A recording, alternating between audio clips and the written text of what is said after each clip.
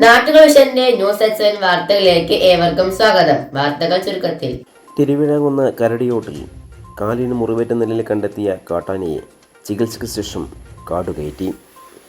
മയക്കുവെടിയേറ്റ് സ്വകാര്യ സ്ഥലത്ത് നിലയുറപ്പിച്ച കുട്ടിക്കൊമ്പനെ മയക്കം പൂർണ്ണമായും വിട്ട ശേഷമാണ് സൈലന്റ് വാലി ഉൾവനത്തിലേക്ക് തുരത്തിയത്. ഒരാഴ്ചയിലേറെയായി അമ്പലപ്പാറ ഇരട്ടവരി പ്രദേശത്തെ ജനവാസ കേന്ദ്രങ്ങളിലെ സ്ഥിരം സാന്നിധ്യമായിരുന്നു ഈ ആന. മുമ്പ് വനപാലകർ ഏറെ പരിശ്രമിച്ചെങ്കിലും ആന മയക്കത്തിലായതിനാൽ തുരത്താനായില്ല. ആനയ്ക്ക്